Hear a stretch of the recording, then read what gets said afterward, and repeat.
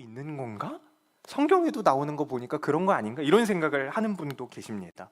점이 그렇게 볼 때 다 틀린 거는 아니지 않을까? 이런 생각을 한다는 거죠. 근데 오늘 본문과 같은 말씀을 대할 때 우리는 악한 영의 목적을 생각해 볼 수 있어야 합니다. 귀신이 맞추냐 틀리냐 뭐 존재하냐 이런 거를 따지기 전에 가장 먼저 악한 영의 목적, 성경이 말하는 그 목적을 생각해 볼 수 있어야 한다는 말이에요. 악한 영은 거짓의 영이고 늘 사람을 넘어지게 하는 것을 목적 삼습니다. 이게 정말 중요한데요. 악한 영의 목적은 다른 데 있지 않아요. 뭐 맞추고 틀리고 그러면은 너무 좋죠? 챗 GPT 마냥 계속 물어보고 뭐 오늘 챗 GPT를 지금 우리가 자주 쓰는데 저만 이런 상상하나요? 근데 그렇지 않다는 거예요. 핵심적인 목적은 뭐냐면 사람을 넘어지게 하는 것인데, 그 말을 다른 말로 하면 하나님에게서 떨어뜨리는 것이 그들의 목적입니다. 하나님에게서 멀어지게 하는 것, 그게 넘어짐이라는 거죠. 미래를 알아맞추는 그 신기한 능력을 가지고 있고 어쩌고 하는 것도 다 마찬가지입니다. 분명한 건 악한 영은 하나님 앞에 굴복할 수밖에 없는 존재라는 것이고, 먼저는 하나님을 분명하게 인식할 수 있다는 것이고, 오늘 본문에서만 봐도 그렇죠. 그리고 그런 것들을 통해 사람들을 하나님에게서 교묘하게 멀어지게 한다는 것입니다.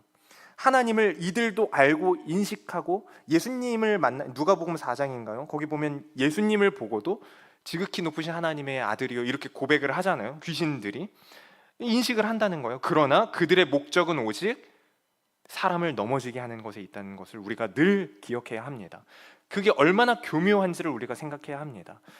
그러니까 우리는 귀신이 어쩌고 하는 것에 관심을 둘 것이 아니라 이 이야기를 통해, 특별히 바울의 반응을 통해 하나님이 우리에게 무엇을 말씀하고자 하시는가를 살펴야 합니다. 18절을 보면 귀신 들린 여종의 말을 들은 바울의 반응이 나오는데 우리가 한 목소리로 같이 읽을까요? 네, 18절 한 목소리로 같이 읽습니다. 시작. 이같이 여러 날을 하는지라 바울이 심히 괴로워하여 돌이켜 그 귀신에게 이르되 예수 그리스도의 이름으로 내가 내게 명하노니 그에게서 나오라 하니 귀신이 즉시 나오니라. 네. 재밌는 건 분명 후에는 바울이 심히 괴로워했다 이렇게 써 있잖아요. 근데 처음에는 여러 날을 가만히 내버려 뒀다는 것입니다. 그렇게 써 있잖아요. 이같이 여러 날을 하는지라. 그러니까 처음부터 귀신을 내쫓고 그랬으면 이럴 일이 없었을 텐데 처음에는 바울이 내버려 뒀다는 것입니다. 왜 그랬을까요? 여기 뒤에 나오는 심히 괴로워하다라는 말은 그 말을 그냥 막 괴로워 이게 아니라 듣기 싫어했다, 불쾌했다 이런 말이거든요. 불쾌했다 이런 의미입니다. 똑같은 말을 계속 듣다 보니까 시끄러워서 짜증이 났을까요? 어떤 학자들은 그렇게 말하더라고요. 시끄러워서 짜증이 났다. 그러니까 선교의 말 그대로 물리적인 방해가 됐다. 그럴 수도 있죠. 당연히 사역을 하는데 계속 쫓아와서 말하니까 방해가 될 수 있죠. 그런데 그것보다 더 한 걸음 나가서 우리가 볼 수 있어야 합니다. 지금 본문의 배경이 되는 지역은 빌립보 지역이거든요. 그리고 바울은 그곳에 지금 교회를 세우는 사역을 하고 있습니다. 오늘 사건이 있기 바로 직전에는 루디아라는 한 여성을 통해서 첫 교회를 이제 세웠는데, 그렇게 계속 빌립보, 그러니까 그리스의 북쪽 지방인데요. 그 수많은 그리스 로마 신화에서 볼 수 있지, 수많은 신들이 막 우글우글거리고 막 철학자들이 막 떠들고 다니는 그곳에서 복음을 전하려고 하는 이 와중에 빌립보 이 지역의 교회를 세우려고 하는 이 바울에게 일어난 사건이 오늘 본문이고, 그렇게 세워진 우여곡절 끝에 세워진 교회에 나중에 다시 편지를 보냅니다. 바울이. 그게 이제 빌립보서죠. 빌립보서 1장 15절에서 18절을 보면 바울이 이런 말을 하는데, 이런 말을 한 배경이 있다는 거예요. 한번 먼저 이 말씀을 볼까요? 15절 18절입니다. 어떤 이들은 투기와 분쟁으로, 어떤 이들은 착한 뜻으로 그리스도를 전파하나니 이들은 내가 복음을 변증하기 위하여 세우심을 받은 줄 알고 사랑으로 하나 그들은 나의 매임에 괴로움을 더하게 할 줄로 생각하여 순수하지 못하게 다툼으로 그리스도를 전파하느니라. 그러면 무엇이냐? 거칠애로 하나 참으로 하나 무슨 방도로 하든지 전파되는 것은 그리스도니 이로써 나는 기뻐하고 또한 기뻐하리라. 이 말씀을 보면 알 수 있듯이 바울의 목적이 뭐죠? 바울의 목적은 오직 복음이 전파되는 것, 그거 하나였습니다.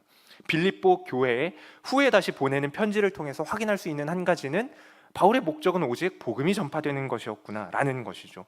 착한 뜻으로 그렇게 사랑으로 복음을 전파하든지 혹은 어떤 이들처럼 바울을 괴롭게 하기 위한 목적을 가지고 그렇게 하든지, 그렇게 다툼으로 순수하지 못한 마음으로 혹은 거칠애로 하든지 간에 그 일을 통해 그리스도가 전파되면 그뿐이라는 말을 지금 바울이 빌립보 교회에 하는 겁니다. 물론 극단적인 예이긴 하겠지만 지극히 높은 하나님과 예수로 인한 구원의 길, 그러니까 한마디로 말하면 복음의 내용이잖아요. 그 복음을 이야기한다면, 누군가가 이야기한다면 그게 설령 귀신의 말이라고 할지라도 누군가 그리스도에 대해서 그 말을 통해서 그리스도에 대해서 알게 되고 혹 더 나아가 믿게 된다면, 그렇게 복음을 받아들일 수 있다면 어떨까요? 굉장히 극단적인 표현이죠. 그럼 좋은 거죠. 우리가 알아야 하는 게 있습니다. 그리스도를 믿는 자가 된다는 건 사실 엄청난 겁니다. 한 사람의 양이 주께로 돌아온다는 건 그만큼 엄청난 거예요. 이거를 이렇게 좀 풀을 수 있을 것 같아요. 자주 이제 저도 모르게 그런 생각을 하게 될 때가 있는데, 어떤 이제 뭐 굉장히 조심스럽지만 어떤 목사님이 만약에 죄를 지었는데 그게 들켰어요. 근데 설교를 하시는데 말씀을 전하시고 복음을 전하세요. 근데 그 말씀은 말 그대로 말씀을 전하시는 거예요. 근데 그러다 보면 우리 마음에 상처가 생겨서 듣는 이들의 마음이 다치고, 그래서 이렇게도 표현하죠. 자주 은혜가 안 돼, 이런 표현을 종종 들어보셨을 거예요. 물론 우리 교회가 아니라 그냥 사회에서 이제 통용되는 이해를 가져와 보자면, 잘 들으셔야 돼요. 오해하면 안 됩니다. 그러면 누구의 문제일까요? 예배가 뭔지를 우리가 잘 알아야 되는데, 예배는 하나님과 나의 관계 속에서 하나님의 은혜에 대한 우리의 반응일 뿐입니다. 예배는 우리가 드리는 게 아니고, 우리가 드려야만 하나님이 영광 받으시고 그런 게 아니고, 예배는 있는 그대로 우리가 받은 은혜에 대한 반응이에요. 그걸 통해 하나님이 누구신지를 고백하고 우리가 누구인지를 고백하는 그 과정 속에서 다시 한번 우리가 어떻게 받아들여졌는지를 확인하고 세상 가운데 다시 나갈 힘을 얻고, 이게 모든 게 다 예배인 거죠. 여기 나와 있는 사람은 말 그대로 목사님이 자주 표현하시듯이 스피커일 뿐입니다. 스피커가 때로는 지지직거릴 수도 있겠죠. 근데 거기서 나오는 메시지가 중요한 것이, 스피커의 질보다 훨씬 중요한 건 메시지 그 자체거든요. 근데 우리는 자주 너무 인간이기 때문에 그렇다는 것 이해합니다. 인간이기 때문에 자주 사람을 봅니다. 자주 넘어지고 마음을 닫고 스스로 닫죠. 정죄하는 마음 때문에 말씀이 나에게로 다가오지 않는 것 같은 느낌을 가지고 은혜를 못 끼친다, 은혜가 안 된다라고 표현을 합니다. 누구의 잘못일까요?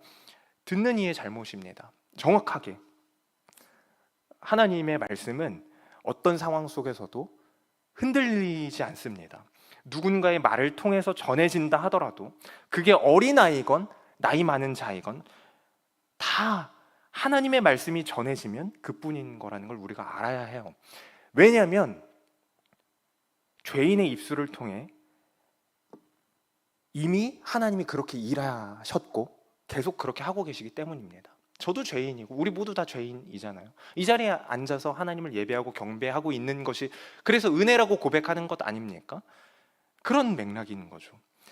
그래서 오늘 이 귀신을 통해서도, 물론 귀신을 이제 막 신탁을 받았다고 하는 이 여인을 통해서 처음에 고백되는 말이 뭐죠? 지극히 높은 하나님과 구원을 소개하러 온 자들이 이 자들이다 라고 하는 이 말이, 그래서 어쩌면 받아들일 수 있는 말일 수 있다는 겁니다.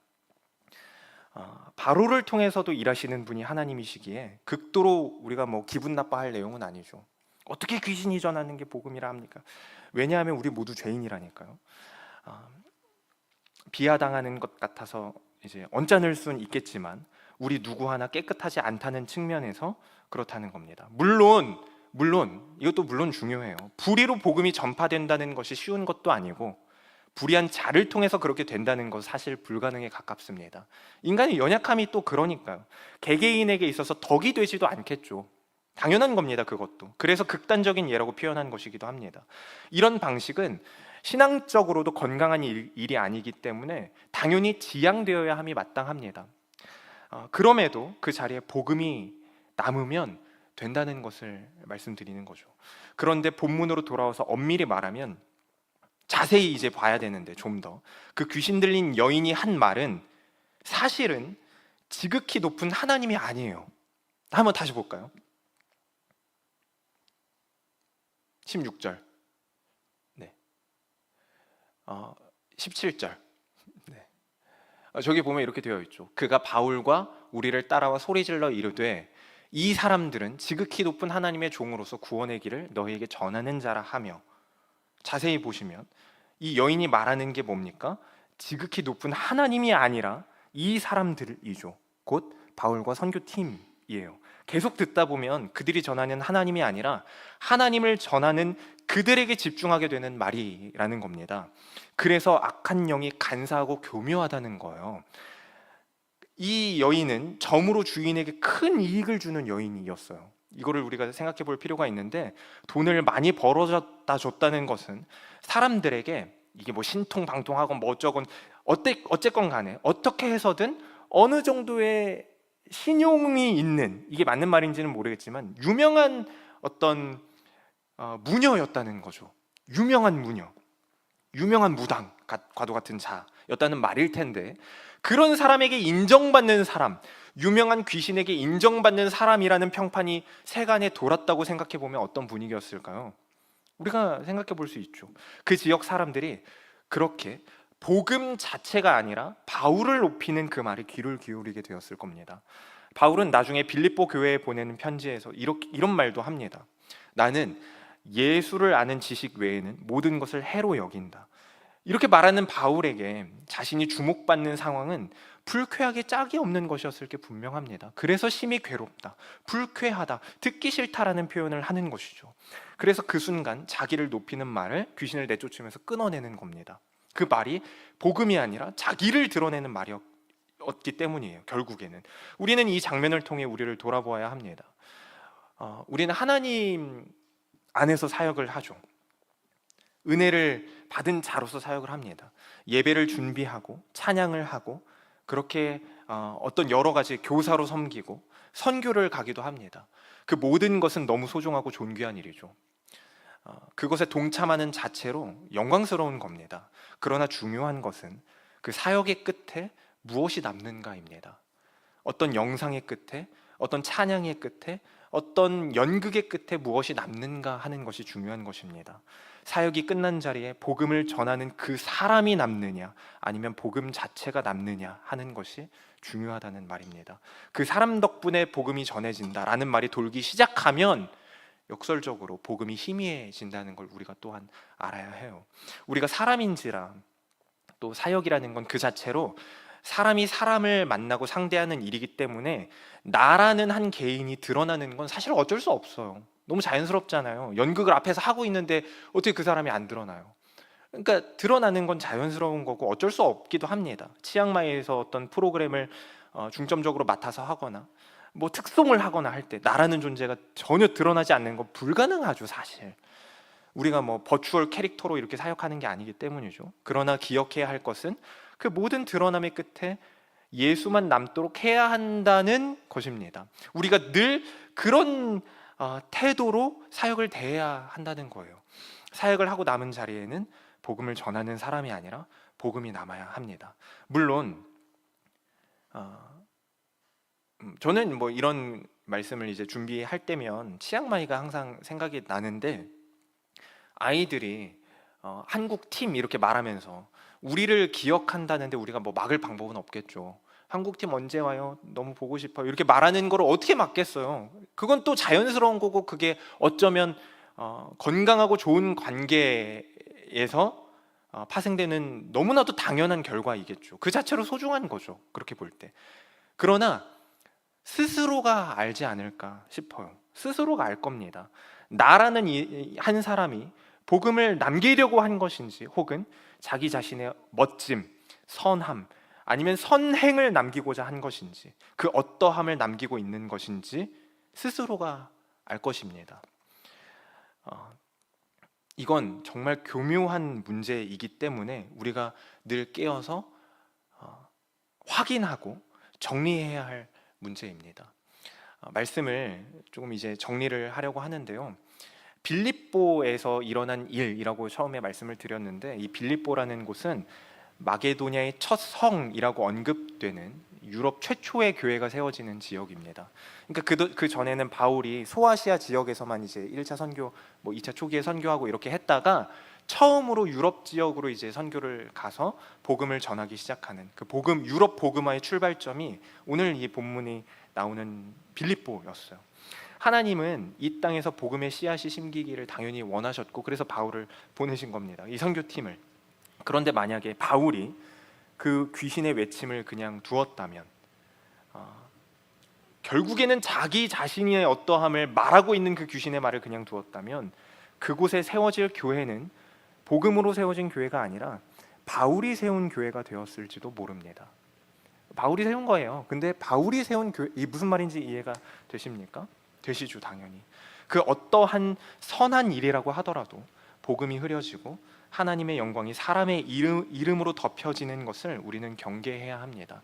정말 안타까운 것은 우리 한국 교회 역사를 돌아보면 너무 훌륭하게 순교하시고 이제 그렇게 하나님 나라로 간 수많은 분들의 이제 묘지가 이렇게 있는 곳이 있거든요, 선교하는 곳. 근데 어떤 물론 훌륭한 목사님이신데 한 교회에서 그분을 기리기 위해서 그 이제 외국 처음에 초기 조선에 들어왔던 그 선교사님들이 있는 이 무덤들의 가장 꼭대기 부분에 그분을 이제 안치했다라는 거를 본 적이 있어요. 근데 그게 이제 항공뷰로 보면 십자가의 꼭대기 위치인데, 무덤이 십자가의 꼭대기 위치에 그 목사님의 무덤이 있는 거거든요. 여러 가지 생각이 들죠. 물론 당연히 그 목사님, 그 무덤에 이제 무덤에 들어갔다, 말이 이상하지만 아무튼 그렇게 소천하신 그 목사님이 결코 원하지 않았던 일일 겁니다, 분명하게. 그런데 그 교회 교인분들이 그렇게 하신 거죠. 무엇이 영광일까요? 뭐가 남아야 할까요? 우리가 정말 진지하게 생각해 보지 않으면 우리도 모르는 사이에 어떤 공로를 인정받고 또 칭송해 주는 것이 익숙한 이 사회에 살다 보면 우리도 그렇게 사역의 끝을 그렇게 만들어 가려고 하게 될지도 모릅니다. 정말 주의해야 하는 것이죠. 우리를 칭찬해 주는 사람이 물론 많진 않아서 공감이 되지 않을 수도 있겠죠. 인정하는 말이 여기저기서 들려오기는커녕 어떤 분들 입장에선 아무도 인정해 주지 않는 것 같아서 오히려 서운할 때도 있을 겁니다. 그런데 그것도 사실 똑같은 거예요. 혹시 우리 안에 내가 이만큼 헌신했는데, 내가 이 사역을 이렇게 했는데, 내가 없으면 더 나아가서 내가 없으면 안 된다, 이런 말도 안 되는 생각이 자리하고 있지는 않습니까? 이런 거를 스스로에게 질문을 던져보고 확인해야 합니다. 그 마음이 바로 복음을 가리게 한다는 걸 우리가 깨어서 늘 확인해야 합니다. 팀 켈러 목사님의 센터 처치라는 책에 보면 복음은 우리가 행하는 어떤 것이 아니라 우리를 위해 행해진 것이고 우리가 그저 반응해야 하는 것이다 라는 문구가 이렇게 나오는데요, 이게 핵심이죠. 복음은 내가 만들어내거나 내가 막 이렇게 퍼뜨린다 그래서 퍼져지는 것이 아닙니다. 내 열심이나 헌신으로 완성되는 게 절대 아닙니다. 복음은 이미 예수 그리스도의 십자가 위에서 완성된 하나님의 일입니다. 그 완성된 하나님의 일에 우리를 초대하신 이유는 그 영광을 우리에게 같이 누리게 하기 위한 하나님의 완전한 은혜일 뿐이라는 걸 우리가 기억해야 합니다. 우리는 그저 그 앞에 반응하는 한 사람이 되어야 할 뿐이죠. 사역의 본질은 내가 무엇을 이루고 성공시키고 완성시키는 데 있지 않습니다. 이미 이루어진 복음에 순종과 감사로 반응하는 것에 있습니다. 주일 말씀에서 담임 목사님께서 말씀하실 때 만달란트 탕감받은 종 이야기를 하셨는데, 마치 만달란트 탕감받은 종이 100데나리온의 일 앞에 서 있는 것과 같은 거죠. 탕감받은 자는 탕감받은 자처럼 살아야 됩니다. 복음을 전하는 사람은 이제 등불, 요새는 많이 쓰진 않지만 등불을 덮고 있는 유리컵, 유리병 같은 것과 같아요. 유리 병이 깨끗할수록 그 안에 불빛이 더 선명하게 보이죠. 근데 이 유리컵이 너무 두껍거나 겉에 뭔가를 꾸며보겠다고 덕지덕지 뭔가를 붙이기 시작하면 정작 중요한 빛은 흐려지고 말 겁니다. 우리가 해야 할 일이 나를 통해 빛을 더 있어 보이게 만드는 것이 아니라 그 빛이 잘 그저 비치도록 투명하게, 그걸 이제 순종이라고 표현한다면 그렇게 투명하게 남는 것이죠. 마지막으로 18절을 다시 보겠는데, 이같이 여러 날을 하는지라, 귀신이 그렇게 했다는 거죠. 여종을 통해서 바울이 심히 괴로워하여 돌이켜 그 귀신에게 이르되 예수 그리스도의 이름으로 내가 내게 명하노니 그에게서 나오라 하니 귀신이 즉시 나오니라. 이 말씀에서 주목해야 할 것은 축귀가 어떻고 그런 것이 아니라 우리가 결국에 드러내야 할 것, 또 의지해야 할 것은 오직 예수의 이름밖에 없다라는 고백입니다. 그렇다고 덕이 없이 살으라는 말은 아니죠. 당연히 신실한 자는 어딜 가나 자연스럽게 칭찬받는 자가 될 수 있을 겁니다. 억지로 막 칭찬 알러지 걸린 사람처럼 그럴 필요는 없어요. 다만 그때마다 어떤 이야기를 듣고 어떤 인정받는 소리를 듣고 내 이름이 어디선가 들려질 때마다 하나님의 붙드시고 이끄신 은혜를 더욱 생각해야 한다는 것입니다. 그 어떤 칭찬은 겨우 요만큼 되는 보너스라고 할 때 우리는 그저 본질을 갈망해야 하는 자여야 하는 것이죠. 그렇게 각자의 자리, 알게 모르게 있는 그 각자의 자리, 각자의 사역, 식당이건 교사의 자리건 아니면 뭐 찬양의 자리건 누군가 알아주지 않는 어떤 자리건 청소하는 자리건 간에 또 각자의 삶 속에서, 그 가정에서, 직장에서 오직 복음이 남게 하는 것을 목적 삼는 그리스도인이라는 이름을 가지고 멋지게 살아내는 모두 되시기 바랍니다. 우리 함께 찬양하기 원하는데요. 이제는 내가 없고, 같이 찬양하기 원합니다. 이제는 내가 없고 오직 예수님만, 내 안에 살아계신 예수님만 찬양하는 것, 그것이 나의 유일한 삶의 방향성이고 내 입술에 담길 유일한 고백입니다라는 고백의 찬양 우리 함께 하도록 하겠습니다.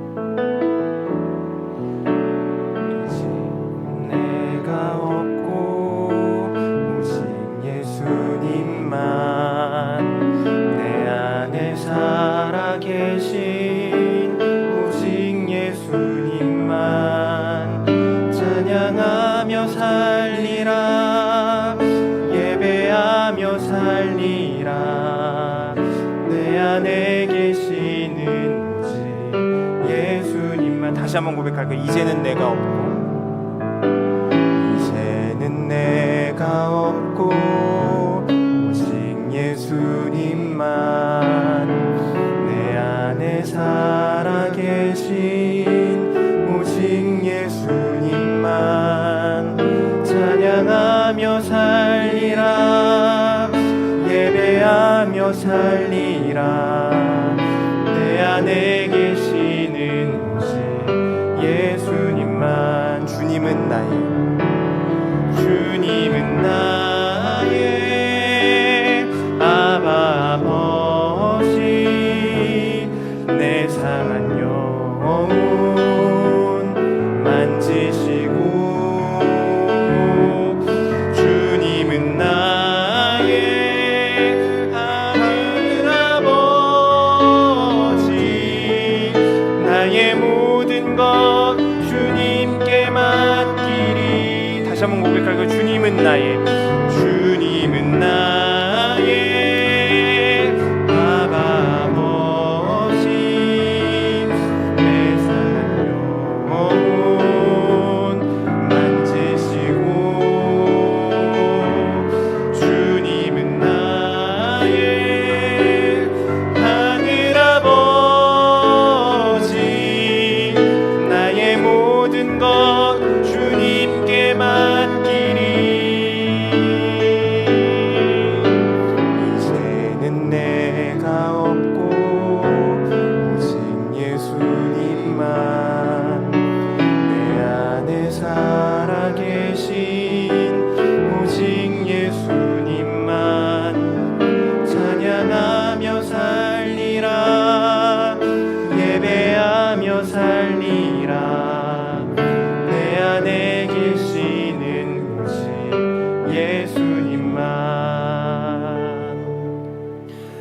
잠시 기도하기 원하는데요. 같이 우리의 살아온 인생 속에서 그렇게 치열하게 살아오는 와중에 교회에서 헌신이라는 이름으로 나를 내어놓기도 하고 헌금하기도 하고 후원하기도 하고 여러 가지를 하는 와중에 혹 우리 안에 복음이 아니라 우리가 만달란트 탕감받은 자라는 의식은 온데간데 없이 그저 인정받고 싶거나 칭찬받고 싶거나 손해보기 싫은 어떤 마음, 은혜라는 것 앞에서, 십자가 앞에서 정말 아무것도 아닌 것인데도 불구하고 그것 때문에 절절매고 있진 않았는가 돌아보면서 하나님, 이제는 우리가 은혜를 확인한 자로 살아내기를 원합니다. 주님 붙들어 주옵소서라는 고백을 다시 하게 되는 우리 모두 되기를 소망합니다. 우리 같이 오늘 말씀을 붙들고 잠시 1, 2분간 기도하겠습니다. 기도합니다.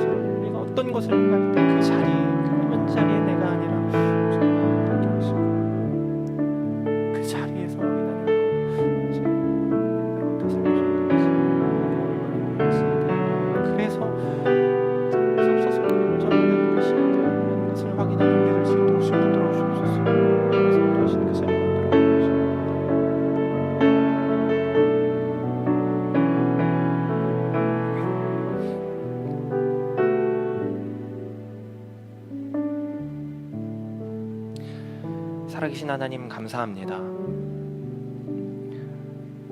우리가 복음을 전한다라는 명분 아래 여러 가지 사역에 동참하게 하시고 그 은혜를 온전히 누리게 하신 하나님, 참 감사합니다. 하나님의 영광스러움에 참여하게 하시니 정말 놀라울 따름입니다. 그 은혜의 크기를 우리가 늘 기억하기 원합니다. 그런데 우리는 우리도 모르는 사이에 감정적으로 나의 어떠함을 자꾸 드러내고 싶어하고 확인하고 싶어하고 확인시키고 싶어하면서 그렇게 서운해하고 억울해하고 답답해하고 원망하는 마음이, 그런 마음들을 표출합니다. 또 갖고 있습니다. 표출하지 않더라 하더라도. 그런데 그때마다 오늘 말씀 속에서 바울이 예수 그리스도의 이름만을 의지했던 것처럼 오직 다시금 그 만달란트의 크기가 어떤 것인지를 확인하게 되기를 원합니다. 받은 은혜가 너무 커서 억지로가 아니라 그 은혜가 너무 엄청난 것이라서 전하지 않고는 못 빼기는, 그래서 자기 목숨까지 내어 던졌던 수많은 선교사들처럼, 순교자들처럼, 제자들처럼 그런 성도 되는 우리 되게 하여 주옵소서. 세상 가운데 들어가서도 마찬가지로 하나님, 우리는 늘 연약해서 손해보는 것 때문에 무너질 때가 참 많은데 그때마다도 하나님이 우리와 함께 하시는 것을 보게 하시고 고백하는 그 와중에 위로와 평안이 넘칠 수 있도록 주님 인도하여 주옵소서. 그래서 그 넘어진 자리에서, 그 자리에서 오직 복음만을 남기면서 다시금 일어나서 씩씩하게 멋지게 탕감 받은 자로 성도로 살아내는 우리 되게 하여 주옵소서. 감사드리며 살아계신 예수님 이름으로 기도합니다. 주기도문으로 예배 마치겠습니다. 하늘에 계신 우리 아버지여, 이름이 거룩히 여김을 받으시오며 나라가 임하시오며 뜻이 하늘에서 이루어진 것 같이 땅에서도 이루어지이다. 오늘날 우리에게 일용할 양식을 주옵시고 우리가 우리에게 죄진 자를 사여 준 것 같이 우리 죄를 사여 주옵시고 우리를 시험에 들게 하지 마옵시고 다만 악에서 구하옵소서. 내게 나라와 권세와 영광이 아버지께 영원히 있사옵나이다. 아멘.